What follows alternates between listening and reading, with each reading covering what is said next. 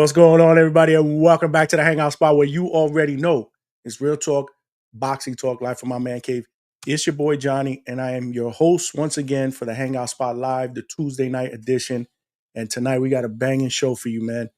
We got undefeated 140-pound sensation Ernesto Tito Mercado. He will be in the building, fresh off of his victory this Saturday night, fourth round TKO against former champion Jose Pedraza, and another spectacular performance. And right now, he deserves his victory lap, man. He's getting a lot of buzz in the boxing world.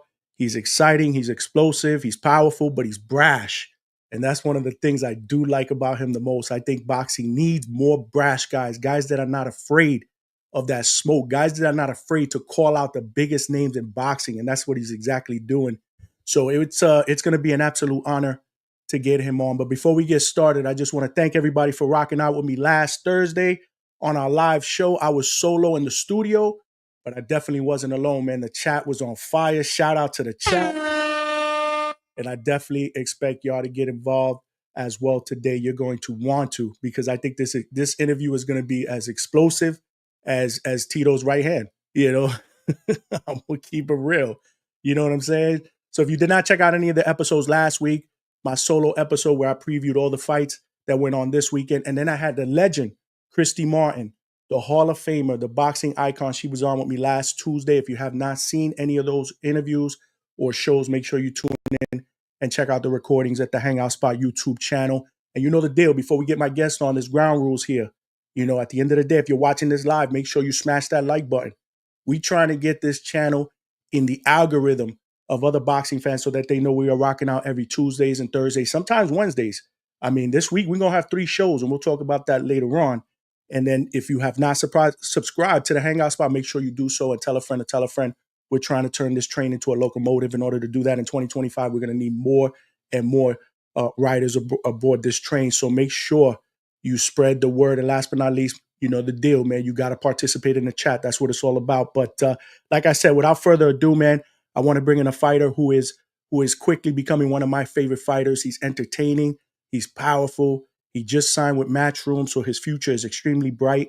And he's brash as fuck, and I love that. So without further ado, man, I want to bring in my man, Ernesto Tito Mercado. What's going on, my brother? Welcome to the Hangout Spot, man, and thank you for coming. Nah, man, I appreciate you guys having me in your little community right here. It's going to be dope. Nah, it is going to be dope, man. Like I said, I've been following you for a minute. Nesta Gibbs, shout out to Nesta Gibbs from the Boxing Voice, because a couple years ago, he put the community onto you. And there were a lot of people that really didn't know who you were. And I started following you, and I'm like, wow, you know, I think this kid has something special. I mean, I think he can be special in this sport. And, you know, not only are you exciting in the ring, but you're exciting outside of the ring as well, because you're not afraid, you know, to ask for that smoke, man. So shout out to you, man. Shout out to you so far on a bright young career. And I think the future's bright, man. I think you got superstar written all over you, man. Yeah, thank you. And first and foremost, man, congratulations on your victory, man. This Saturday, you took out a former champion, fourth round TKO, Jose Pedraza. How do you feel about that performance, man? How do you rate that performance? I feel like I did a good performance. I feel like I did it a lot cleaner than, you know, the people that beat Pedraza in the past. And man, it was just exciting, man. The whole build up to the fight, you know, the press conference, you know, all the smack talking that was done there, you know, and then, you know, I got Pedraza, you know, former 2-time world champion, to be able to take him out the way I did, and then, you know, have the post fight interview the way I had it, man. It was just it was really, you know, for a way for me to come out. I feel like that was the perfect way for me to come out, you know, and expose who I am. And I just wish the night lasts longer, man. To be honest with you, that's the only thing that I really needed. But other than that, man, it was great. And I just can't wait to keep doing more things, more big things in the upcoming fights. No, for sure. It looked like you were definitely having fun in there. And speaking of the press conference, man, you stole the press conference as you usually do, man. Not only were you talking shit to Pedraza, man, but you called out Shakur in that press conference. You called out Keyshawn Davis. I mean, that shit was lit, man. That shit was lit. Was that did you have that plan going in, or is that something that just since they were there, the moment, how did that whole thing play out? Nah, man. I mean, well, originally, you know, everybody knows that I had it's not so much. Look, man, I get there at 35, but it's just a hit list. For me, it's not nothing. Two guys, I just want to get out of there. You feel me? I feel like they talk too much and they claim that they're gonna be the greatest fighters, since Floyd Mayweather. So I'm like, all right, cool. Let me go in and get them. And 35 and 40 is not an outreach. For me, they claim they could go up to 40. They try to get fights with like Tito Female. So I was like, all right, cool. It's a reasonable matchup. But not just so happens, man, that when I was saying something, they got one of the cheerleaders over there from the whole, I guess, kind of Crawford, Keyshawn Davis camp over there saying. So I'm not the type of fighter that's gonna go there and just be quiet because they over there, saying what they got. I'm gonna go there. I'm gonna speak my mind too. So I was kind of going at it right there with Team Pedraza and Team Crawford, me against the world type of thing right there. And I think I got the best out of both of them. Dope, that shit was dope, man. When you told Pedraza, I'm gonna beat this puñeta first, and then I'm coming after you, Shakur. Where are you? Chipmunk head is somewhere in the crowd. And Keyshawn, that was crazy, man. That was absolutely crazy. For my viewers, if you have not seen that, you got to check that out, man. My man Tito be going in, bro, on the real. But so we're gonna get into some of that a little bit later because I think that's very, very interesting. Because in 140, not just those guys, but your division in general is on fire. Yeah, And I think that you're going to play out very, very well in that division. Like I said earlier, the future's bright for you. But this fight with Pedraza, was there anything in there? Because again, we're talking about a seasoned vet who was a former world champion. Is there anything in there that surprised you? It looked like he was trying to kind of like weigh you out, maybe try to tire you on for the later rounds. Did that surprise you? Because he wasn't really busy in the beginning. he did. He else big punchers. I seen him throw a lot. So I was expecting him to at least come out, fill out. But in sparring, man, we've been doing some crazy work, and we're like, I don't know, man. I feel like once I touch Pedraza with those 8 ounce gloves, even if he feels them on the gloves, I know he's gonna change his whole look on the whole fight kind of strategy he got, and that's exactly how it went, man. I just wanted to snap a couple jabs in his face, on his face, so he can kind of have a taste of what he's gonna run into, and I saw his whole face change, man. He didn't want to throw no punches. And when he did, he wanted to get like real sneaky with it. He was not attacking me like he did with most dudes. So I was like, okay, so now I see he's trying to just wear me out until the fifth, sixth round. Then he's gonna try to start bombing on me. So I was like, okay, it's kind of everything like we planned for in the gym, man. And then like my father was saying, just be calm, fight off the back foot. You always most of the time you're on the offensive, you're on the front foot. Let him come to you, just tag him up, piece him up, and then when he's ready, take that shot. And that's what I did in the fourth round. No, you showed a lot of patience and composure. Like you didn't chase him around. You know what I mean? Yeah, You followed your plan, and that's not surprising to me because for a young fighter who just has 17 fights, you have an extensive and decorated amateur background, and you can see it in the ring. But not for nothing, man. Shout out to your dad, man, because I was talking to Ness not so long ago, and we both agreed he's done a really good job, navigating the early part of your career. I mean, you got some good names. I mean, 17 fights in, and you got guys like Jason Velez, Hank Lundy, who you took out in the first round. yeah, You've only been the distance one time, and that was a tough guy that you fought. I mean, Zolazani Andujeni is a tough guy. He gave Raymond Moritaya hell, yeah. in their fight. You know what I mean? So, I mean, Jeremiah Nakatina, you took him out in 2 rounds. Now Pedraza, and this is just 17 fights in, man. Like, how excited are you for the future? I'm super excited and be able to know that I'm bigger opponents and do the same thing I'm doing to these guys. I mean, there's no coincidence. I'm taking all these guys out within 4, 3, 2, 1 rounds. You feel me? It's the power is definitely real. The skill is definitely real, and I'm just ready to show the world now because I feel like most of my fights were on the big lights. So now with this past Saturday, everybody kind of got a little taste of what I got to bring to the table, and I think everybody's excited for it. Oh, absolutely, man. My man Eddie Alvarez is in the building. What's going on? Eddie, salute. And he wants to salute to Tito as well. My brothers from Four Corners Boxing, you already know. They are live and direct. I appreciate the love and support. That's right. If you have not smashed that like button, make sure you smash that like button. As it will help with the visibility of the channel. Before we get into what I want to get into, which is like where it all started, first and foremost, I just want to say that I thought your uncle got robbed, Yeah, that night as well. Shout out to Israel Mercado, who's your father's brother, right?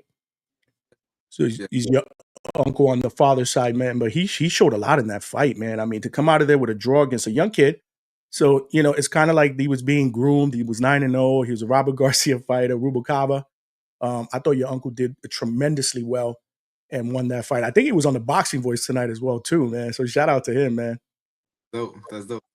Did you get a chance to watch that fight? You were probably warming up, but what did you think about that result? Yeah, I was warming up, so I was bits and pieces of it like every round, and the first round I thought was the only round that Rubicop would probably win. After that, I thought the rest of the round, I thought my uncle was, I guess, making it very uncomfortable for him and outworking him. He was landing whatever, I mean, pretty much damn near whatever the hell he wanted to, like damn near the kitchen sink too. He was landing some big shots, and it didn't surprise me that they give it a draw. To be honest with you, I mean they're trying to protect their fighter, but Mhm. I how it goes from here from now, and then especially my uncle had only I think like a week or 2 weeks notice, so for him to be able to do that to a upcoming guy and training at Robert, yeah, obviously he was prepared 110%. They got great sparring over there, but for my uncle to do that, man, it definitely makes him look like shit, I guess. Yeah, no, listen, I didn't know it was 2 week notice, man. That's even more crazy, man, of an accomplishment. But your uncle put the boxing world on notice, man. Yeah, he did. On a huge platform. I mean, you guys were fighting on the undercard of Diego Pacheco against Steven Nelson. It was a great card. But your fight was basically you and the main event was the fight that I was looking forward to the most. And let me tell you something, champ, you did not disappoint. So I just wanted to congratulate you again on a great performance. But listen, before we get into your future, like I said, which is pretty bright, let's talk about where it all started, man, for my viewers, right? Because everybody's interested in the Tito Mercado that's out there today, but it had to start somewhere. Like I said, and you got a decorated amateur background. So tell me, man, tell me and my viewers, like, what inspired you to start boxing, man? Um, I guess more or less it was my father. He was just box back then, but he never really said too much. It actually started off with him training my uncle. That's how it kind of started out. I was watching them and I was like, okay, this looks cool. I didn't really spend too much time with that because he was either working or now he started training my uncle. So I was like, I just started peeping them in the garage and I kind of threw myself into it. Most times, like I said, you get most father figures like, oh, I'm gonna throw you into the gym. You're troublemaking, all that. I threw myself into it, and then from there, man, I started training at 5 in the morning and I just started getting dedicated to it, man. So I kind of threw myself into it. But it all started with my father training my uncle. And at what age did you start boxing? I started at 4 years old, so pretty much damn near when I was like, you know what, throw me with the gloves. Yeah, That's what's up. You were literally born into it. But what age was your first amateur fight? Because how many amateur fights did you have? You had almost 300 amateur fights, right? yeah, I had a lot of amateur, about 300, maybe a little bit more, maybe a little less. The books I lost along the way, I had like 8, 9, 10 books. So some books definitely I lost along the way, but I think I had like a little less than 300, like 290, 290 something. Yeah. Yeah, from what's out there in online, man, 288 wins and just 11 losses, man. That's incredible, dude. That's like up there with like Lomachenko, man. Lomachenko, most people consider the best amateur ever because he had the most over 300 amateur wins. But this is crazy, Tito. Yeah, Like this no, is unbelievable. the gold medal now. All I was missing was the gold medal to top it off. For sure, for sure. So fighting this many times, like how many times were you fighting a year as an amateur, realistically? Depends. Like on a real busy year, I was probably hitting maybe 30, but realistically, 20 to 25 a year, which is I think that was a good amount. Oh, absolutely. Shout out to you. And that's the thing. When you're an amateur, you got to stay busy and you're getting all different people throwing at you. For the most part, you don't know a lot of Yeah. those guys. Some of them you do. Were there any big names, today or well-known names that you fought in the amateur back then? I mean, there's a lot. You got guys. Uh, I mean, no name. I wouldn't say he's a big fighter, but no name like Amalo Vargas. I beat him. I beat guys like Charlie Sheehy, who signed with Top Rank. Aaron Aponte, who was with, I don't know if he's still with Matchroom, but he was with Matchroom. Aaron Aponte, his fights out of here in Miami, Florida, KO Fitness Gym. Yep. Yeah, I fought him. I beat him too. Man, there's just a lot of guys. The only one that I never really got to get in the ring with was just Keyshawn. To be honest with you, the more notable name was just Keyshawn. Right. And that's because it just never happened, or were you close to crossing paths back then? Yeah, we were both the finalists for the Olympic trials, and then he hurt his hand. I got sick. They said that they were going to give us a box off in Colorado, and then for some reason they just never want to give me my box off. We told them about the box off. They said even if they give me a box off, I could beat them 100 times, and they still not give me my spot. They invested too much money into him. So we're like, you know what? fuck all that then. And we went to Nicaragua actually to go qualify the right way. You know, we fought for our spot, and we told USA Boxing we'll see him over there in the qualifiers. And I was hoping I was able to fight him so I could take him out of the qualifiers, but Argentina closed their damn country down and kind of messed everything up. Obviously because of COVID. Right. A lot of things changed after COVID, and you are from Nicaraguan descent and Mexican descent as well. Yeah. That's what's up, man. A lot of great fighters, Nicaraguan fighters. You got Chocolatito Gonzalez. Who else you got? You got Arguello, right? Alexis Arguello. Well, you got Rosendo Alvarez. You also got not my favorite fighter, but he is a great trash talker. You got Mayorga. You feel I me? was just gonna say that. How do you feel about Mayorga, man? Because he talked a good game, man. Um, as far as fighting, man, I mean, he definitely had power, but I think he was good for the sport. I thought he spiced it up a little bit because man, he could talk. He was a good trash. Too bad he just didn't speak English, but he damn up. He had a mouthpiece on him. He didn't have to, man. That's how good he was, man. Even in Spanish, people were enjoying it. And let me Yeah. tell you something. You nailed something there, champ. Because I love trash talkers. I don't know if it's because of where I grew up. Because I grew up in Bushwick in Brooklyn, Okay. and you had to talk, man. Like if people were talking you down, you couldn't back down, bro. Right. So you become quick with it. You start ranking on each other. Yeah. You are a big trash talker. Did that start at a young age? Yeah, man. I mean, I kind of same thing. I grew up in Pomona, so it's a lot of you just had to talk. You just had to talk. You feel me? It's a lot of Pomona's. Well, at least the majority of it's pretty much like have to. Well, at least where I went to school too. The majority of it was Latinos and black. So you got to be able to come up on the fly. There's a lot of little, like you said, little slick shit sometimes slip out. And you just got For to sure. be able to defend yourself with your hands and with your and like I said with the mouthpiece too. So I definitely learned picked up on some things. Did you fight a lot as a kid, like outside of boxing, like in school or whatever? Man, maybe once or twice, but nothing too crazy. Thankfully, I don't condone fighting outside of school. I mean, outside of the ring, at least. I mean, just I ain't gonna take advantage of nobody, but especially if I don't got to. But yeah, definitely once or twice, man. Sometimes you gotta check some fools just to know it's like chill out a little bit, especially when they know you box. For some reason, dudes want to test you so bad when they know you box. So yeah, that's how that goes. Sometimes you know how that goes. Word. That's what's up, man. The chat. That's Tito's uncle. Wow, that's awesome. Yeah, absolutely, man. It runs in the blood, man. He put on a great performance on Saturday. It's just sad that shit like this has to happen. My man, Pristine Sports Network, is in the building. He's also a boxing voice, family member, community member. So is my man James Valdez. Who was your favorite fighter when he was younger? I had two, Alexis Arguello and Sugar Leonard for sure. Mm. Oh man, it doesn't get any better than those two, man. I love it. Sugar Ray, both of those guys are two of my favorites as well. I'm an old school guy because I'm old. You know Yeah, what I mean? So I'm one of those where I like throwbacks to style fighters, and to me, you remind me of a throwback. I yeah, think that boxing needs personalities. It's okay to talk shit. It's okay to call a fighter out. It's okay to not like the other fighter during a press conference. Like, yo, Chev, I hate when two fighters just hug it out in a yeah, press conference. Dude, you're trying to knock each other's head off, bro. yeah. Like, to me, that's crazy. Pedraza too, because well, I mean, I don't know if it was a lot of shit over through WhatsApp and all that. I was like, all right, cool, we're gonna see. And when I got in person, he was like real quiet. I was like, what the fuck? I was like, it's cool. I mean, I like talking shit. I'm gonna still talk shit to you, but it's gonna be boring because like I'm talking to a damn wall now. But he got the message. Which is weird. I met him one time at a fight when I was doing media in Orlando. He's very soft spoken and quiet. So the fact that he went back and forth with you on social media is kind of weird. Like, would you saw on the stage is who I met. So that was weird. I didn't know about the whole social media back and forth. That's why it's probably was his team to be honest, because he came real nice. I think he was hoping I was not gonna hit his ass that hard come Saturday, but like I said, that shit don't change for nobody. Real, man. Like, yo, I remember the guy, the first fight, because this was your debut in Matchroom, but it Yeah, was supposed to be in November against Sriracha, right? I think his name was.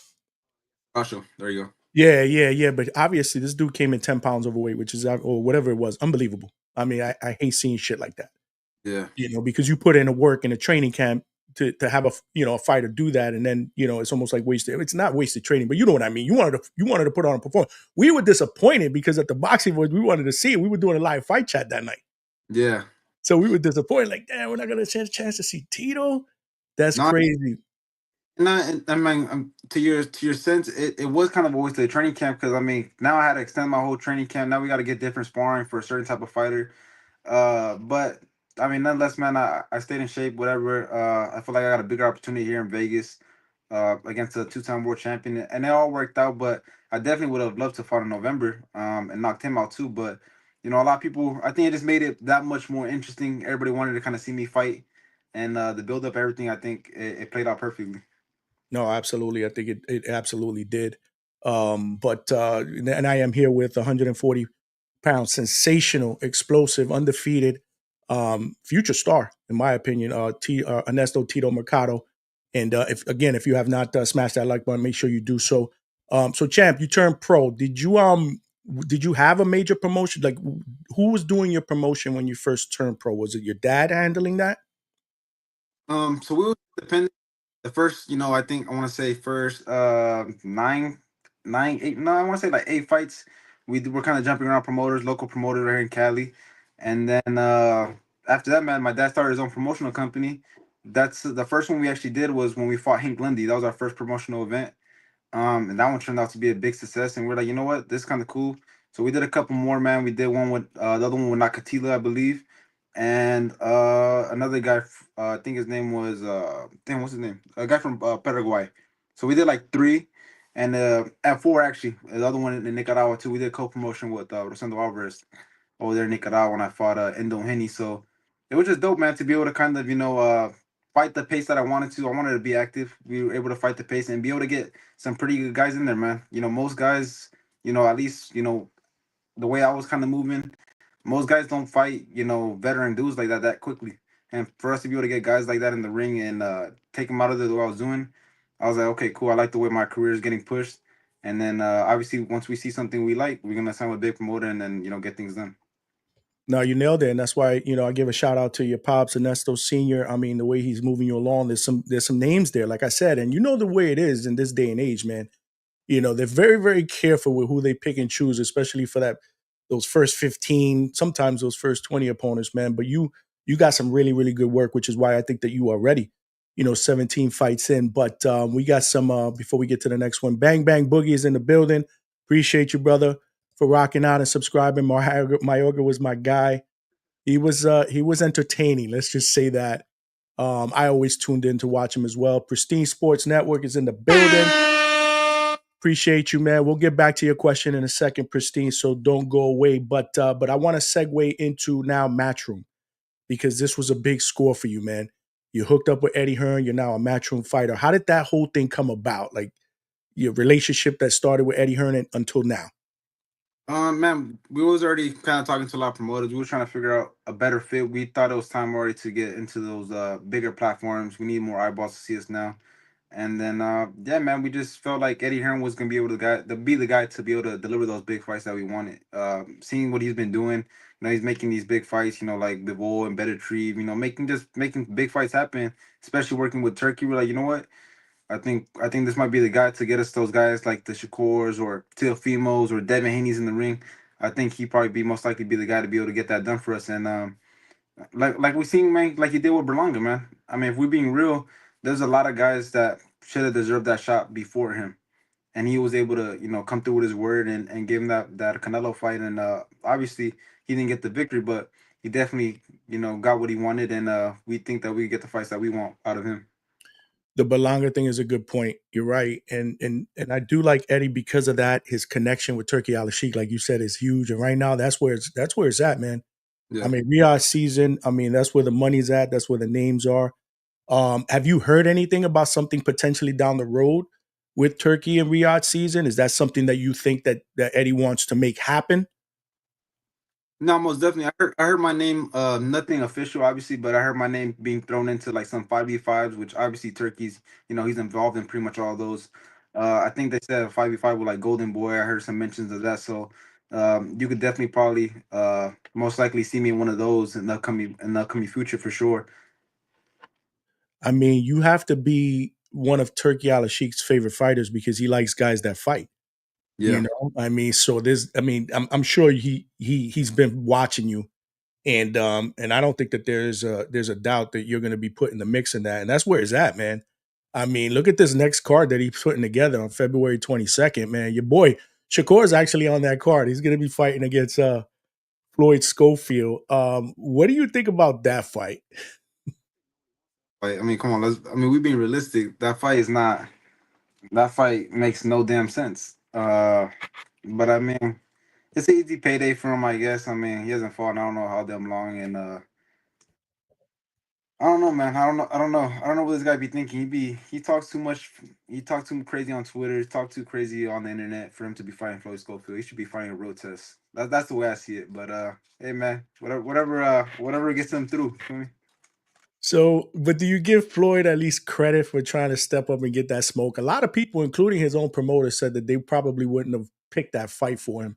17 fights, like 18 fights, which is about the same amount of fights as you, and he wants that smoke. Do you give him credit? Do you give him any chance to beat Shakur on the 22nd? Maybe. I mean, shit. I mean, we know Shakur got some weak little hands, so he might break his shit, and then he might be able to come up. You never. I mean, man, boxing there's always a shot. I mean, you never know. I don't think Floyd's a one hitter quitter like that, but I mean, he might be able to touch him up and maybe make things interesting for sure. But no, man, I definitely respect it. I mean, he talked himself into a fight. Do I think he was ready? No, but I think they're doing it for the wrong reason. I think he's doing it more for. I heard his dad talking about, oh, we walking away with 900K. I'm like, man, don't worry about the 900K. Whoop his ass. When you whoop his ass, you're gonna walk out with more than the 900K. No, So I for sure.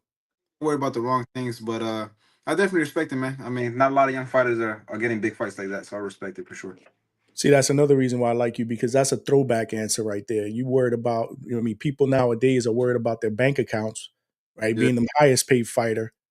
Realistically, it's about legacy, man. Taking the best fights, the money will come. yeah, And I'll always be a guy that wants the fighters to get maximum pay because you deserve it.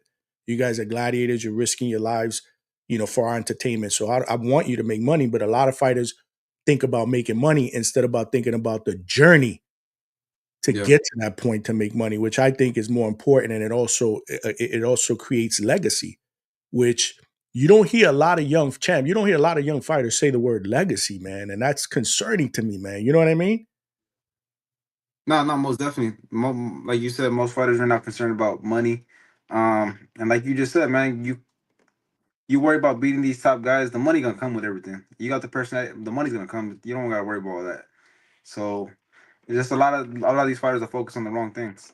Absolutely, absolutely. Going back to Shakur, man, I thought that was crazy after that fight when you said, "I want that punk right there." Well, obviously you saw him probably while you were fighting or even before the fight. Like you knew that's what you were gonna say. You were gonna call him out because he got up, he had some words or whatever. But you were like, "Yo, man, that No, was dope." I mean, as soon as I got in the ring, I was hearing his little crowd right there. That was still butthurt over the whole thing that I did the press conference, and I heard them over there, cheering for Pedraza, trying to get him to whoop my ass. So I thought the whole time I ain't gonna lie, I was having fun. I was laughing. I was like, this is funny. I mean, because I'm about to beat the shit out of Pedraza worse now because they're hyping him up. You hype up a dude like that, you're just gonna get him hurt more because he's gonna think he could do something that he can't do. So it was funny, and I feel like I heard Shagor say some things, but he smiled at me. I was like, all right, cool. And then nah man, when he told me that's just the way I felt. It's not none of my stuff is rehearsed or planned. It's just the way I feel. If I see you right there, I'm gonna approach it. If I feel a certain way, I'm gonna tell you. And obviously he got sensitive and emotional like he does because he didn't say shit. All he kept saying was the same thing. And it was just come on, man. He kept saying the same thing. No, he had no good comebacks. He's just an emotional little kid. So, was there any back and forth between you guys before this whole weekend? No, because I never seen him in person. Just except his camp. So I mean, I'm sure if he was at that press conference, he would have came on down. I probably would have took a couple licks at his ass. But nah, he was just right there at the fight. So that's the only time I seen him. Did you hear anything from the fans about calling out a guy in a lower weight class? I Because heard, the fans can be brutal. yeah, nah, man, and it's crazy because you got guys like obviously like Shakur, Keyshawn saying, "Oh, nobody calls me out." Everybody's ducking me. Somebody calls them out, they cry. I'm not. It's not like I'm saying, "Oh, let me give me uh Jesse Rodriguez, who fights like at 118. I'm saying give me a guy at 135. They claim they could go up to 140. Keyshawn says he'll fight Teofimo at 140. Shakur was trying to get a fight with Ryan after he fought Devin Haney at 140. So what's the issue here? I'm confused. I seen interviews where they're saying they could go up to 147. Shakur. So now when I call him out, it's the issue. He's saying I'm at 140. Just say you scared, homie. That's really what it is. Just say you scared and you nervous because when he got up, he looked real anxious. Like I say, it looked like he had an anxiety attack and shit. So next time, if all that's too much pressure for him, I won't call his ass out. I ain't trying to have no medics on the stage. You're the man, champ. You're the man. But if let's say hypothetically, now you got me wanting to see that fight. That fight would happen. Would you not be concerned because he's more of a defensive fighter, right?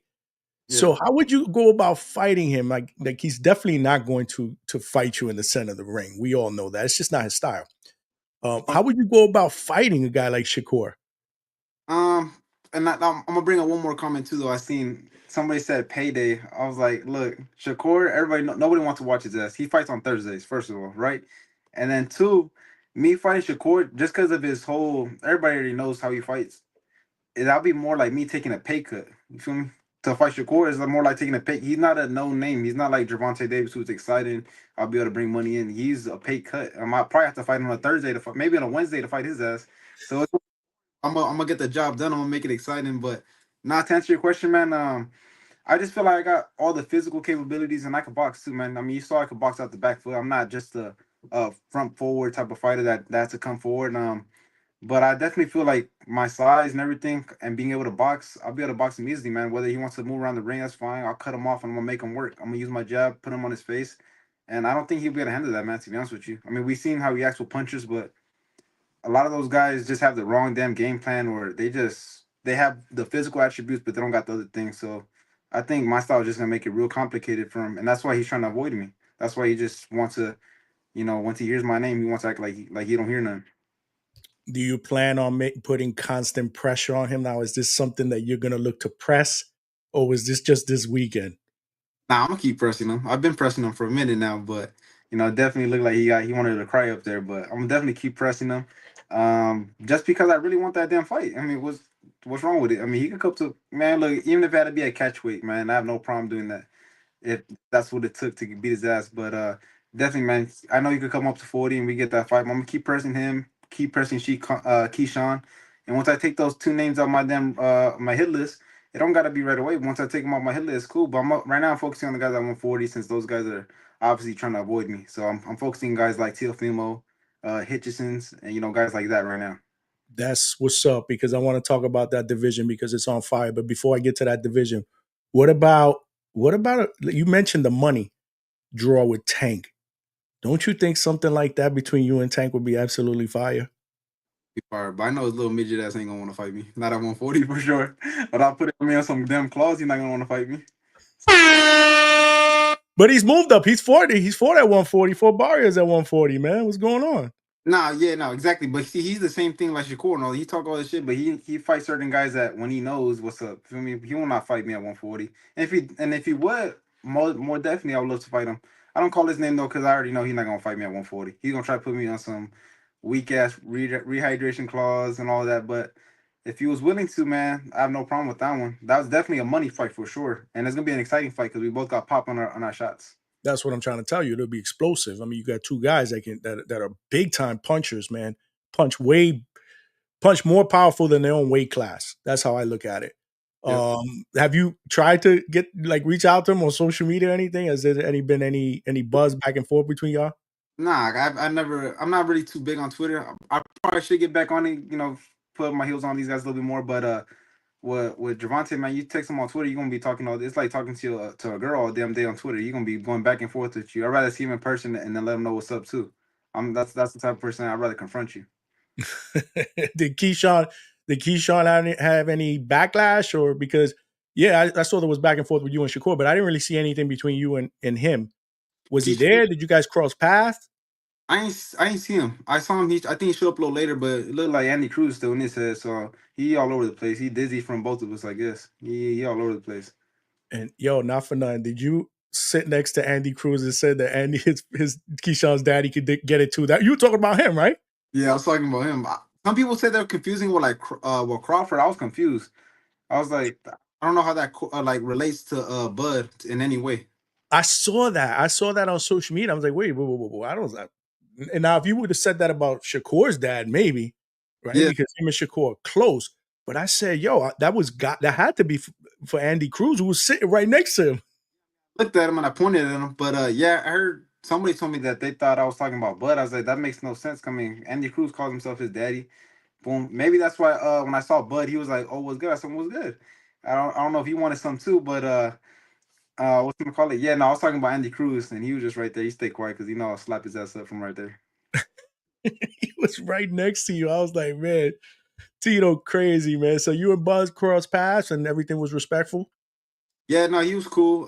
We took a picture in the locker room too. I'm sure, I'm sure he ain't too fond of me because those are his boys. You feel me? But um, everything was respectful right there. Nah, for him to take a picture with you, man, I thought that after all that, I mean, that's respectful, man. He respects you. So that's what's up, man. That was just like I said, man. You absolutely stole the weekend with that whole presser, man. And then obviously after the fight, calling Shakur a punk and a pussy. I thought that was crazy, man. I thought that was Yeah, must see TV, man, for my viewers. And like I said, I am here with the 140-pound undefeated sensation, Ernesto Tito Mercado. But now let's talk about your division, man, because that's on fire right now. So what's the plan, man? Like, I mean, you got names like Richardson Hitchens. You mentioned that's a fight that's doable. You're talking about a stablemate. One fight that I think would be extremely interesting for you stylistically is Subriel Matias, man. mm. And I know Ness probably brought that up during your conversation because he's big on that as well.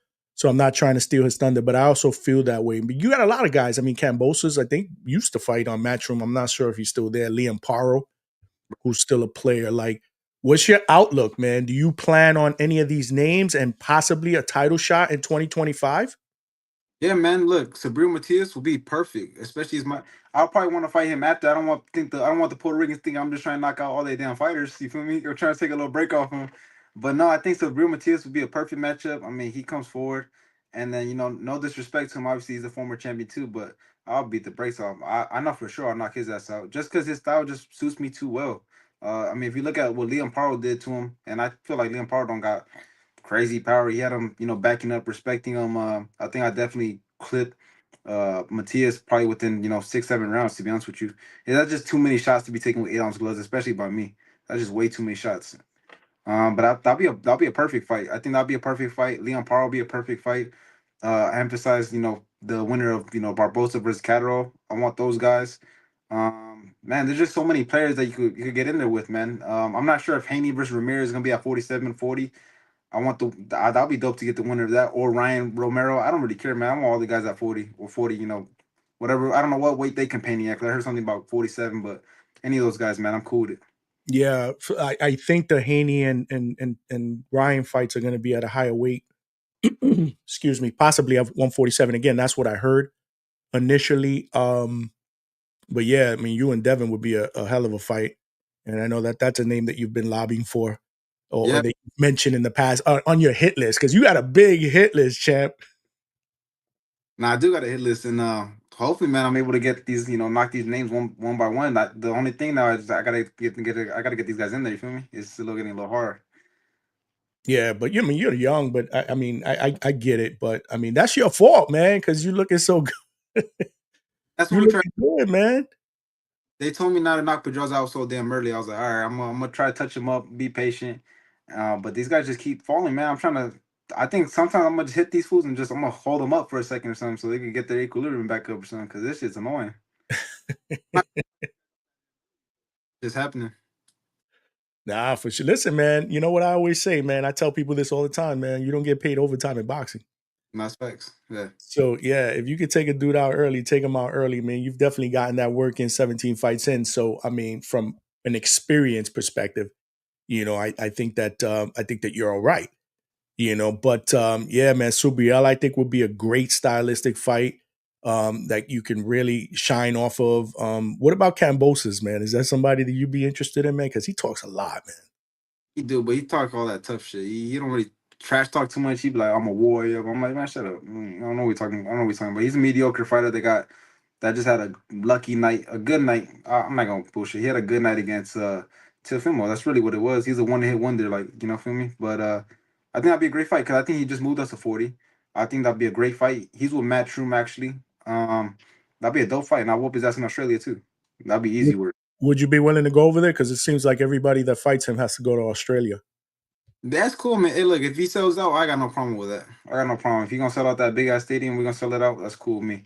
I know they got a big stadium over there. Knock him out in front of his people, take his fans, and then come back over here to the U.S. and then keep knocking motherfuckers out.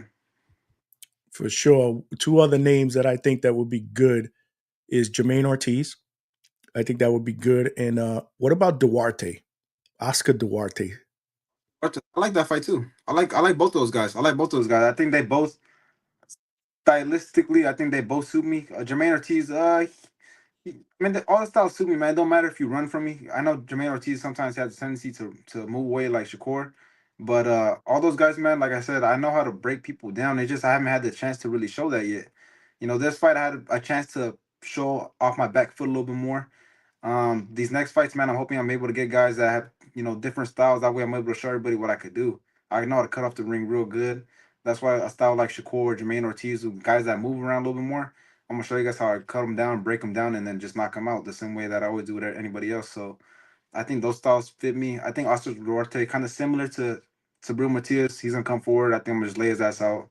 Um, but they're all interesting fights to me, man, and I just hope we're able to make them get them done. I know you've mentioned Teofimo Lopez, and there's rumors that he may be fighting Richardson Hitchens, who, again, that is on your hit list. I would love to see you and Richardson Hitchens, in a title fight. How do you see that fight playing out if it happens? I think that fight's gonna be a lot easier than people think. To be honest with you, I think Richard, he's good, but he's limited on his skills. That win like he had against Paro was good, but he didn't show me nothing special. You really just threw a jab and a right hand, a 1-2 that beat him. That just shows how basic Paro was. I ain't seen no body shots. I ain't seen no feints. I don't know. There's just a lot of things missing, man, from him. And I know for sure I'm gonna clip his ass because he don't move too much. I know for sure I'm gonna clip his ass, and then when I do, man, I know I'll definitely have the IBF title in my hands. But I definitely want that Teofimo fight. So I don't really care which of the two win. Um, I would rather have Richardson Hitchens beat him just because Richard he's undefeated right now. Teofimo already got a couple losses, but either way, man, I like to beat both of them up. I think Teofimo Lopez delusional as fuck. He be talking about weird stuff. He's like a conspiracy theorist, man. He be talking about this weird shit in his interviews, talking about like aliens and shit. I'm like, what is he talking about? We talking about boxing, brother. We ain't talking about aliens. I don't know what the hell he talking about. He- That's funny you say that because I like Tio, man, but it's almost like, and I told this to friends, man, when he opens his mouth, it's like I cringe. Like, what is Tio gonna say next, man? Like, why, Tio? yeah, that I'd rather just listen to his dad talk. To be honest with you, I mean, I don't know what the fuck he be saying half the time. He be saying some weird stuff. Yeah, he's definitely brash, man. They're definitely brash, but yeah, because I know that you've been calling out Tio for quite some time. But okay, there's a lot of names on your hit list. I get it. But right now, if you had to play promoter and they said you pick the next three, which is the top three on your hit list that you would pick next? Oh, you're making it. Oh well, for sure. I think you already know the first two. It's gonna be Shakur, Keyshawn. Okay, I didn't know if maybe Tio would jump that line or Nah, them two, them my hit list for a minute. So them they gotta get it first. It don't matter what order. I whoop the so big. let's do five. Since you already nailed the first two, let's do the top five. Yeah. I mean, for sure Teofimo. I mean Teofimo. Well, Teofimo will do that match right now. So Shakur, Keyshawn, Teofimo. I'd like to get Javante in there, and then that last one, damn, it's hard because I would really like to get. It's I'm gonna say Devin. I'm gonna probably say Devin Haney. I'm gonna say Devin for sure. I'll Okay. Devin for sure. Wow. Okay, that's an interesting list, man. I like it. I like it. I saw a segment that you did on IG where somebody was asking you about fighters and you gave a one word answer Oh on yeah. each. So I got to play that with you here because I thought that was dope for my viewers. All right. So I'm gonna name a fighter. You just give me one word that you first thing that comes to mind on that fighter. All right. Subriel Matias, Basic. George Cambosis, Uh, I mean, you call himself a warrior. We say warrior, I guess. Tough Liam, guy. Yeah. Liam Paro, Mm, what last thing? What last thing? I want to say overrated. I think I know the answer to this one with Teofimo Lopez. Oh, delusional. You already know. It's obvious, man. That was obvious on that one. Richardson Hitchens.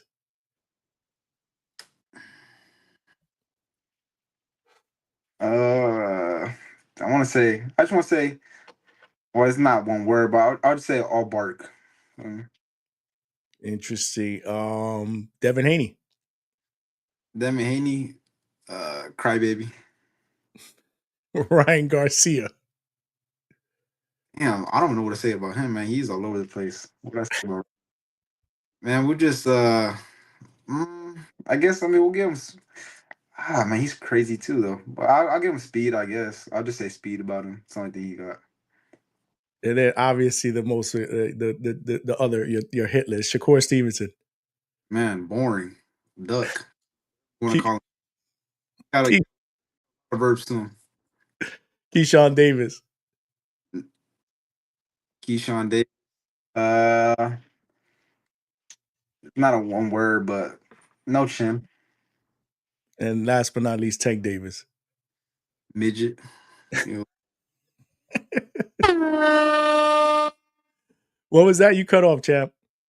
too little for his division. He lucky he got popped, but his little ass should have been at 26. He's too little. He come fight me, I'll whoop his ass. That's what's up, man. Hopefully you enjoyed that because I did, man. I had to ask you that. I'm sorry. It was just hard to get one word on these guys because most of these guys, I got a lot to say about them. That's what's up, man. Let's see what we got from the chat, man, because we got some questions from the chat. The chat is cooking. I want to get them involved. Pristine Sports Network. Who are boxers from other weight classes you like to watch?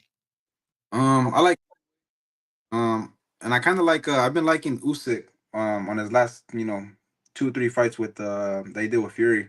I think he's real skilled for being a small guy. So I probably them two right now. Who was the first one because you cut off? In a way, One of my favorites to watch. yeah, I think he's pretty good. He's exciting, man. He got pop and he had pretty good boxing skills too. No, that's what's up. I agree. Bang Bang Boogie Pedraza's always been a quiet guy. Yeah, somewhat. Where are you ranked in the sanctioning bodies? I'm not sure. Have they ranked you yet? I think on the WBC, I'm like, I want to say 20 something, and then WBA, I want to say like 20. I don't know, to be honest, but I know I'm ranked on both. I think both of those, but not. I'm ranked pretty high though. I think I should have been a lot lower. That's what's up. That's what's up. Superwoman 607 is in the building. What's going on? It's a Riz app. I seen his fight. This kid looks sharp. Tito is sharp as a tack, man. He's definitely the future. We got Liz Rosado. What do you think of Jake Paul? Good or bad for the sport? That's a great question. As far as if you boxing, I think he's. ah, it's hard though, man, because a lot of times I feel like he's just trolling. He don't think he's gonna become cruiserweight champion. But I think in the sense though, he is good for boxing because he is opening other outlets. I mean, who'd ever thought to do a live stream on Netflix? That's pretty crazy. I think the only people that are, I guess dumb in a way are the people that bought the pay-per-view thinking, that he was gonna go there and Mike Tyson's gonna do something. Obviously Mike Tyson's older. He just knows how to sell, man. So I guess in that sense, man, he is opening other outlets for boxers. And I guess kind of giving him a blueprint to on how you can kind of bring yourself up. So I mean, I guess I'll say he's good for boxing. Nobody really believes he's gonna be a champion and none of that, so I ain't worried about none of that. So is you funny you say that, champ, because I did a short video on that. And I agree. I think he's good for boxing because anytime that you have somebody that's putting more eyes on the sport, it helps the sport grow. My biggest beef with Jake Paul is you got to decide who you're going to be, right? You're going to be this dude that's going to just be a show and make all this money and fight guys like Over the Hill and MMA guys, or you're going to be that guy that calls out guys talking about he want to fight Canelo, he wants to win a title. It can't be both, bro. Yeah. Like, which one is it? Like, you gonna be a real fighter? Then if you want to be a real fighter, then you got to start fighting. I mean, guys in the top 50, maybe. Right. So I don't. Again, he needs to pick and choose a side, man. In my opinion, but as far as putting more eyes on the sport, I don't see how that harms the sport. Right? We want more people engaged in the sport of boxing. So I agree. I agree with you. With what you said. Somebody said Jake Paul is just an entertainer. Yeah, I mean it's hard to argue that. But I tell you one thing, just like my man Tito said, Netflix platform that was unheard of. How many people tuned in to watch that? a lot, Oh and God, bro, it was crazy, man. the Dallas stadium crazy too. Absolutely, man. I mean, so listen, man, you can't hate on his hustle, but yeah, man, you got to decide you're gonna be a contender, then you got to start fighting some real fighters, man, and stop with this MMA and 58-year-old Mike Tyson's and all this other nonsense that's been going on. Bang Bang Boogie said Puyo Sims, Kenneth Sims, I'm assuming. GAR, who's GAR? GAR, Matias all at 140. Yup, we talked about Matias. We didn't talk about Puyo. That's another interesting fight, but Puyo got a fight against Sandor Martin. A boring fight, but the fight I'm interested in too. He will Golden Boy. I just it's kind of hard to remember him because he barely fights too. I don't know when the hell he fights. He fights like once a year too. Yeah, no, my boys over at Four Corners, they do this segment called Milk Carton Mondays, and they put him on a milk carton. Yeah. We can't get you on a milk carton, bro. You gotta stay busy. And Gary Antoine Russell, all these dudes, man. I want to fight all these dudes, but damn, they fight like once a year, man. And I doubt on that one fight a year they're gonna want to fight me. You know, a dangerous fight being inactive like that. That just makes no sense. Absolutely. Four Corners Boxer said Mercado against Matias is fire. I agree, man. If I was Tito's promoter, that's the fight that I would reach out for next. Yeah. Personally. Oh, I think it'd be crazy at 140. Z Pacino, my brother's in the building, man. Thanks for rocking out. Thanks for rocking out. Why would you want to fight a guy you think belongs at 126 at 140? No, that's not what he said. What he said was it's not like he's calling out 126 pounders. He's calling out guys at 135. Guys, to your point, champ, that have said that they want to fight bigger guys too. Yeah, I mean, look, man, you got guys like Crawford, right? You could say he was clout chasing that fight with Canelo. I mean, he's 154. It's crazy how they allow sometimes smaller guys to call out bigger guys or bigger guys. It just they pick and choose who they allow to do it. For some reason, with me, they just get upset, and I think they get upset because they know what I'm gonna do to their boys. Yeah, no, for sure, man. You see Jake fighting his brother Logan. I I seen don't that. know. Yeah, I don't. Again, you see what I'm trying to tell you? Yeah. Like, what are we doing here, man? But champ, the shit is gonna sell though. That's the crazy part, man. People are gonna buy that, or I don't know if he's gonna put it on Netflix, whatever, man. I He's a think good. he said Max. Was on HBO Max. I could sworn I saw something that said Max. He's trying to get on HBO Max now. Again, don't quote me. I saw it real quick early today, and I kept scrolling up. You know, so I think if I'm not mistaken, that's what I saw. Let the chat help me out. See if I'm right or wrong. Gary Antoine Russell. Okay, yeah, you mentioned Gary Antoine Russell, but like you said, man, he fights like once. After this fight, the period guys gonna have to put him on the milk carton. That's what's up. He said Tank is too small. He should be at 126. Well, I mean, listen, Tank's a small guy, but Tank's a big puncher. No, for sure. I said as far as I'm talking about, I said he could pop. I said that's he's able to carry himself because he pops. I'm saying physically he's a small guy. Like he's a really a small. He just really explosive and pop. I think he belonged in the 135, even 140. To be honest with you, because his power translates to those divisions. But I'm saying without that power, man, he's a little ass dude. Realistically, he should have been what he's like 5'4". Realistically, he should be like in those weight classes, but he could pop. No, for sure. I mean, he's at 135, and realistically, there are people say he punches like a 140, 147. Yeah. At his division. You know what I'm saying? Yo, Matt. So yeah, I was right. Pristine Sports Networks, man. Shout out to you. Yeah, I saw it. I saw HBO Max. Crazy. I He's mean, what can you say, right? he knows how to promote his fights, man. He's definitely a smart. I think we got cut off, man. Yo, but if you he looks like he's having a bad connection. There's been little lapses during our conversation where he's kind of blanked out. Can you hear me now? Yeah, my fault. I got a Okay. phone call. No, no worries, man. We are back with Ernesto Tito Mercado, my guy. Wow. I mean, listen, from a business perspective, you can't hate on Jake Paul. I mean, the businessman. Yeah. Is that platform ever been a thought for you? Like, was that a thought for you before Matchroom? Was that an option? MVP. I was gonna fight on their card one time, but I think the opponent pulled out or whatever, so we're never able to get something like that. But I think it was gonna be in Florida. I think where they have it at the that Royal Place or Caribbean something. I So was gonna, that's like my second home champ because I live in Florida, and yeah. and I do mostly all the fight. I work media for all the fight cards in Florida, wherever they are, and 9 out of 10 of them are in Caribbean Royale. That would have Yeah. been dope to get you there, man. You got to come to Florida, man. Nah, I'll be dope. I'll go fight Tito over there. I got no problem beating him up in Florida. I mean, that's where he's from, right? Or I don't know where he claims. I don't know if he's from. I don't know if he claims New York or Florida, but I'm So down. I think it's more Miami. I think that's where he's from, but he has claimed New York and other places. But yeah, Miami is a hot spot for him. So that would be a dope fight in Miami. Yeah, man. And then look, man, we're both Central American. I think that should sell out quick. I Oh, think for I'll sell sure. out. Not to mention that the promotion, the presser will be fire. No, it would be yeah. You got one dude that talks brash, and then you got another dude that talks crazy. You won't know what to expect, man. That shit'll be dope. That's the problem with boxing nowadays. It's a Riz app. Everyone's just doing it for money, which I get it, 100%. But we as fans want to see knockouts.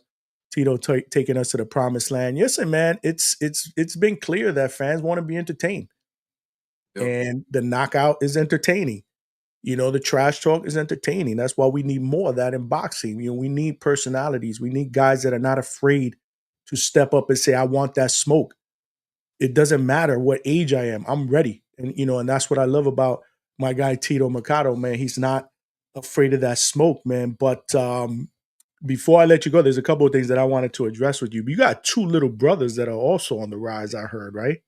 Yeah, they got mature right now still, but they're gonna do some bigger things, and I'm just setting the foundation.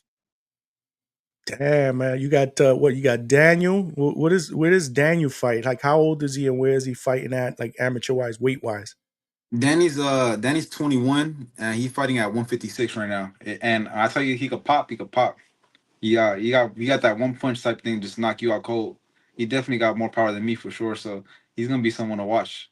And then I got a 12-year-old. He fight at I want to say 85, 90 pounds, and he's definitely gonna be the one to top all three. But he got a little bit of everything. He got definitely personality already. He could talk. And he got that flashiness in the ring, man. And he definitely got power too, speed. So it's gonna be interesting, man, when he comes up and how woody he's gonna be. But yeah, man, my two brothers, they're gonna come after me, man, and they're gonna do bigger things than I did. Listen, I trust your dad, man, and make sure you give your dad my best, man, Ernesto Senior, man, because he's like I said, he's done a great job with you and your career so far, navigating it. Obviously, I mean, what he's done for you, both your brothers are in good hands. When do you when hypothetically do you see Danny turning pro? Because he's 21, you said, right? Yeah, no, I think we're in talks sometime this year, probably in the summertime. He'll probably be pro. Hopefully, he's able to be in the car with me, and then we're gonna keep delivering knockouts like we've been promising, to these fans. Because one thing about me, man, I say I'm gonna give a knockout, I'm gonna give a knockout, and I usually claim the rounds too. I told Pedraza he was going out under four, and that's exactly what I did. I think Ness bet some money on that and won. Yeah, he told me he said under 4.5, I think. Yeah, he's a better. I'm not a better. I just like to enjoy the fights. Especially the guys that I watch. I don't need that stress of That's all. betting. Man, I think they better parlay like over for us. That's what you get, man. If I say I'm gonna do under four, I'm gonna do under four. I keep my word to things. That's what's up, man. So maybe the next time I'm gonna give it a shot. You know what it is? Yeah, You can't bet in Florida on these damn DraftKings and whatever. Like Florida's whack when it comes to that stuff, man. in Cali, you can't do none of that. Yeah. There's certain states where it's not allowed. I used to do it when I lived in the Northeast in Pennsylvania, but you can't do it out here. So I just stopped doing it. But I like to enjoy the fights because then obviously I break them down on the channel. But man, shout out to your brothers. Obviously, you got an uncle, you got your brothers, you got your dad is navigating you. I mean, a true fighting family, man. That's doing big things in the sport of boxing. Last but not least, not only are you doing things in the ring, but you're also doing things with your dad outside the ring. I want you to talk a little bit and give my fans a perspective on your foundation. You got a foundation called Gangsta Grace, if I'm not mistaken, right? Yeah, it's called Youth Foundation, which is for Gangsta Grace Youth Foundation, and man, it's just a gym that we have right there, man, right in the middle of the heart of Pomona. And we just try to get all the kids out of there, man, from the gang violence and all stuff like that. And most of the time, man, it a lot of well, pretty much damn near all the time, man, it gets these guys out of problems that they shouldn't be in. Uh, and a lot of times, man, these guys don't really care so much about boxing. They just want to we gotta have an outlet, a place to go, be able to get some advice. I'm always there. My brother's there. My father's always there. We're always training the kids and talking to them and giving them life advice and stuff like that, man. And a lot of them, go on to do great things, compared to, a lot of these times, man, these guys that come in, they have brothers that are, gang banging or dad being banging. So they think that's the way to go. And it always feels good, man, to see kids, trying to make their own path and go down a better road. So that's what we've been doing, man. We've been up since I want to say 2012. So we've been up already for a cool, 10, 11, 12 years. And man, definitely a blessing, man, to see, kids grow up and do something, do something with their life instead of, running the streets. Bro, you couldn't have said it better, man. Shout out to you and your dad, man, on the foundation. I definitely wanted to give you that airtime to talk about it because I think it's that important. Like I said, to me, it's special when fighters are doing it not just in the ring, but they're not forgetting about the community that they live in, and they're doing it outside the ring as well. And and another thing too is I'm personally me. I attach myself to that whole father son boxer relationship. A lot of people hate on it, right? Because well, maybe he's not the best trainer for his son, but I disagree. I think that there's no better person than to either guide their son's career or even manage or train a person than the father. I mean, who's going to love them more? Right. So I gravitate towards that. Maybe it's because I didn't have a son and I wish I did, to Yeah. be able to have that relationship. So you and your dad have a special relationship. So I just want you to make sure you give your dad my best and for what he's done in your career, man. But this was absolutely amazing, like I thought it was gonna be. Before I let you go, let my viewers know where they can find you on social media if they're not following you already. Yeah, you find me at Tito Mercado. That's what's up. Champ, once you come to the hangout spot, you family. Yeah, appreciate it. So you Let's, family, man. You got to come back. yeah, for sure. Whenever You you, got for sure, I'll be back on. Yeah, especially I want to get you back when you talk about your next fight. Any plan before I let you go? Any plans like time wise on when you're gonna get back in the Um, ring? I mean, as soon as I got the ring, man, they were already talking about the next fight day. I was like, you know what, man, I had a long ass camp since goddamn August, so right now I don't want to hear nothing about no damn camp unless you're gonna tell me you got Shakur ready to sign the damn contract or not. Then we'll talk about that in a week or two. So I'm probably gonna give myself a week, and then after that, we're gonna start getting back into negotiations about the dates and who we're gonna get in the ring with us and but yeah, man, the way they was talking, man, they talk like we got some interesting names and interesting dates coming up. So I'm excited to announce that once we got it together. So when that gets announced, man, you got to come back up in here. We got to talk about that. For sure.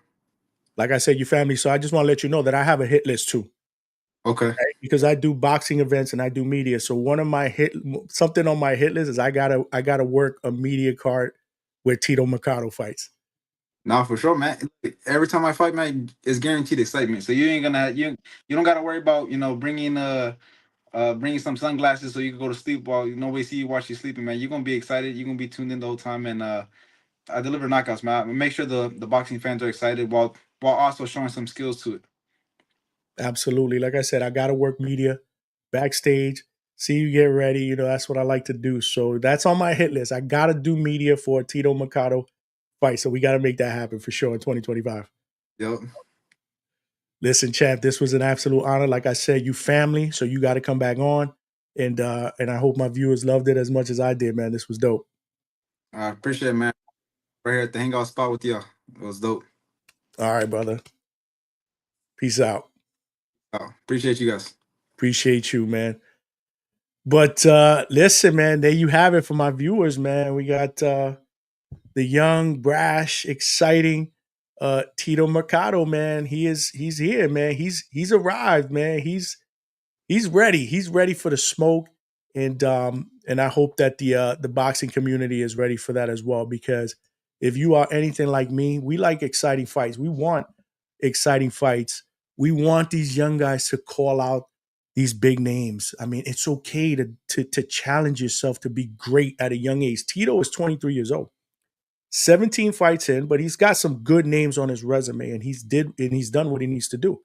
And of course, you're always going to get your people out there that are going to criticize, he's not ready, that's fine, whatever. Whatever you believe, that's you as a boxing fan, you're entitled to your opinion, but at the end of the day, what we got to remember is that this is boxing, it's a gladiator sport.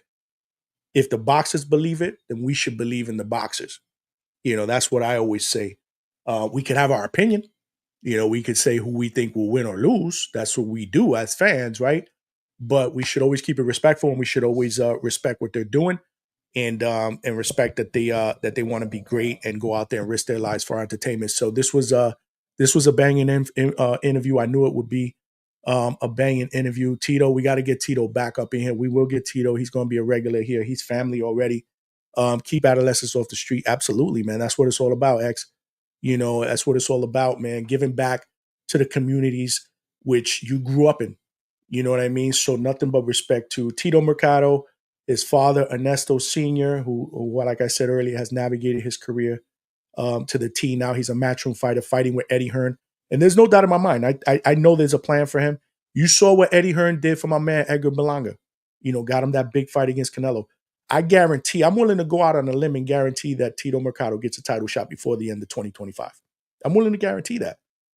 But the whole Shakur deal and Keyshawn Davis, that was that was something that I wanted to ask him, because that's that was making headlines. He's making a lot of buzz, and he's confident, man, and he's not afraid to show that. So hopefully you guys enjoyed it as much as I did. Listen, if you have not smashed that like button, make sure you do so, as it will help with the visibility of the channel. We got to get this channel out to more to the algorithm of more boxing fans, so that they know we're rocking out Tuesdays and Thursdays, 9 p.m. Eastern Standard Time. But I got a treat for y'all. Tomorrow we are going live. Wednesday night, we got an extra show tomorrow night.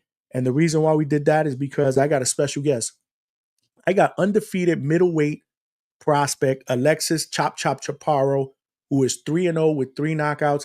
He is managed by the great Amanda Serrano, who just fought in arguably one of the best fights in 2024 against Katie Taylor, the rematch. She manages Chop Chop Chaparro. I was actually on hand when Chop Chop made his pro debut at Caribbean Royale, and he's a fantastic young man with a bright future. He can fight. He models. He's smart. He's from Ridgewood, Queens, which is literally like 5 minutes from Bushwick, Brooklyn, where I grew up at. So we talked about Ridgewood, because I used to go to a theater when I was younger, Ridgewood Theater. I used to walk to Ridgewood Theater when I was young. This is how old I am, because he told me Ridgewood Theater is not even in existence anymore. It's a box. It's a workout gym or something. But when I was young, growing up in the 80s, I used to go there and, try to take girls there. I mean, you know the deal, man. We won't get into that, but that was the spot, to watch movies and hang out. So he's from Ridgewood, Queens. Great, like I said, great young man with a bright future. He fights for Most Valuable Promotions, which is J. Paul's promotion company, and I think his future is extremely bright. So I'm looking forward to that interview. That interview will be tomorrow, 9 p.m. Eastern Standard Time. We got Alexis Chop Chop Chaparro in the building, and then Thursday we're gonna do our Thursday show. We're gonna go Thursday. I might go solo, because this past Thursday, me in the chat was popping. So I definitely want all my viewers to come out Thursday night, because we're gonna be previewing the big fight. The big fight this weekend, man. It's on. David Benavidez against David Morrell, light heavyweight showdown. This is gonna be for unified interim titles, which is the first time we probably say that, right? These guys are gonna unify interim titles on Saturday night, but I think it's going to be an amazing card. You got Brandon Figueroa, the Heartbreak Kid, in the co-main event against Steven Scooter Fulton, formerly known as Schoolboy Steph. This is the rematch. As you know, the first one was a banger. It was at a lower weight class. Steven Fulton actually edged out Figueroa in that fight, but that was one of the fight of the year candidates. These dudes fought like in a phone booth. Anytime you see Brandon Figueroa fight, it's not a boring fight. He's an exciting fighter who's going to fight phone booth style. He's going to throw a lot of punches. Scooter, obviously, at that point in time was undefeated, was a champion. This one is going to be for the WBC featherweight title, so they're going to fight at a higher weight class. That's the co-main event. You got Isaac Pitbull Cruz against Angel Fierro, Mexico against Mexico. You already know the deal. Mexicans against Mexicans, they always produce firework fights. That's going to be on the card. And then you got Jesus Ramos against Jason Rosario at 154. I don't know if this one is going to be a catchweight. I think this one is going to be at a little bit higher weight. I'm not sure. I'm hearing maybe a catchweight or 160. I got to double verify that. We'll verify that before Thursday, but that's the main card on Saturday, and I think it's going to be fire. It's out of Las Vegas T-Mobile Arena, and then on Sunday, we got a treat. We got the GOAT, Carissa Shields. She's going to be fighting against Danielle Perkins, who's also undefeated for a unification. This is what it's going to be for the unification for the heavyweight title in the women's division. And when I had Christy Martin last week, we spoke about the women's division. Man, it's on fire. She was one of the trailblazers that got women's boxing on the map, because when she was doing it, it was more of a gimmick on the Tyson undercards. She was entertaining, but people weren't really taking women boxers that serious back then. Now look at it.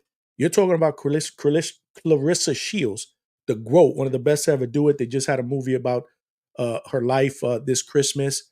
So if you have not checked that out, make sure you check it out. We got to support. This is boxing. We got to support the community in all aspects. So that's this weekend. So we're going to cover that on Thursday, most likely. I don't know yet who's going to be the guest. I may be solo dolo, Scarface, no Manolo, but it's cool because even though I'm solo here in the community, in the studio, my chat, my community, my viewers, they come out. And I want y'all to come out and cook in the chat like y'all did on Thursday. So 3 shows this week. Today was a banger. Ernesto Tito Mercado, we had him on. It was crazy. It was absolutely amazing. I thought it was going to be amazing coming in, and I was happy about that. And then tomorrow we got Alexis Chop Chop Chaparro, middleweight prospect, 3-0, 3 knockouts, extremely bright future fights. Again, Amanda Serrano's his manager, fights on the Jake Paul Most Valuable Promotions. And then Thursday we got the preview of the big fight coming up on Saturday between David Benavidez and David Morrell. So I'm not going to give my predictions until Thursday's show. So make sure you tune in at 9 o'clock. My man Norbs, All Network, is in the building. Johnny, it's true that Boogie Nights was a movie based on your life? Nah. My man Norbs always busting my chops, man. Man, I'm just trying to hustle, man. You already know how I do. Nah, not Boogie Nights, man. But maybe another movie. I got to think about that. I got to think about something that kind of resembles close to me, man. But listen, I'm loving what I'm doing, and I appreciate doing it with my viewers, man. Benavidez was a WBC intern. Morrell has a WBA regular. So yeah, I mean, I don't know. Like I said, the only thing that I heard was they were going to unify interim titles and whatnot. But realistically, I'm just interested in the winner of this fight potentially getting a fight against the winner of Better Beeve and Bivol for all the straps. That's where it's at, the 175 division. Speaking of 175 division, so next week we're going to mix it up because I want to recap Saturday's card and we'll recap Sundays as well. But I'm going to do that on Monday. So instead of a Tuesday show, we're going to move it to Monday, 9 p.m. Eastern Standard Time. If you're not following me on IG, make sure you follow me because that's where I put all my fight announcements. You hear me? Like I'm a fighter. All my show announcements, all my guest announcements, pictures, live fight stuff on Instagram. If you're not following me on Instagram, the Hangout Spot on Instagram. More importantly, you better be subscribed to the Hangout Spot on YouTube, man. And you better have told a friend to tell a friend, man. This is where it's at in 2025, man. This is where it's going down. So we're going to do a Monday show to recap Saturday and Sunday's fights, mostly Saturdays, right? We're going to touch on Sunday too, because again, the women, they get love too. And we're going to have a special guest that's going to help me break that down. And it's Anthony Sims, the magician, Anthony Sims, Black Sugar Sims, light heavyweight title contender, Anthony Sims, who is also the cousin of Floyd Mayweather Jr. He's going to be joining me live. I've had him live before, and he's one hell of a personality. He's my guy. He's my bro.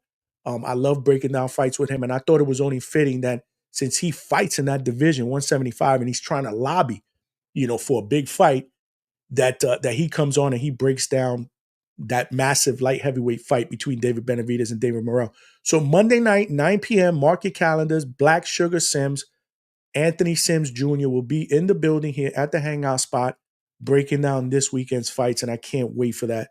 It's going to be absolutely fire. So make sure you're on make sure you put that, hit that notification so you know when we're going online. Come on, bro. I need to set up my FanDuel picks. That's Thursday, man. That's Thursday. That's Saturday is going down. So we'll break down, the fights. And I appreciate you jumping on board. It's a Riz app. If you ain't subscribed, make sure you subscribe to the Hangout Spot on YouTube. You family. Everybody that rocks out with the Hangout Spot, you subscribe, you come follow me, you watch my videos, you watch my lives, you watch my live interviews, at the fights when I'm working media. I just did Pro Box this Friday. If you have not seen, I interviewed Lamont Roach's little brother, Jordan Roach, who is a super flyweight prospect. He's 3-0 with one knockout. He won by unanimous decision. I interviewed him live after his victory. He also talked about the Lamont Rhodes Tank fight. No surprise, he's rooting for his brother, obviously, but make sure you check that out on my channel if you haven't. This is where it's at. In 2025, the hangout spot is where it's at. We doing live fights. We doing live interviews at fights. We doing the live show here, with special guests. You saw today who we had. It's only going to get bigger and better. And the only reason why it's going to get bigger and better is because of my viewers and my followers. I appreciate each and every one of you. So make sure you continue to tune in. But it's a Riz app Thursday. We'll break it down with the chat. We'll give you my predictions, and then we'll rock out from there. But at the end of the day, I've spoken a lot. I'm going to let you guys go. I appreciate the love and support. Thanks for rocking out with me today. This is your boy, Johnny, signing out from the Hangout Spot Live. Enjoy the fights this weekend, even though we're going to be on tomorrow. But I want to say that. I'm going to say that tomorrow. I'm going to say that Thursday. We got to enjoy the fights this weekend. Tomorrow, Chop Chaparral. Make sure you tune in tomorrow, 9 p.m. Sharp Eastern Standard Time. But this is your boy, Johnny, signing out from the Hangout Spot Live, and I'll talk to everybody soon.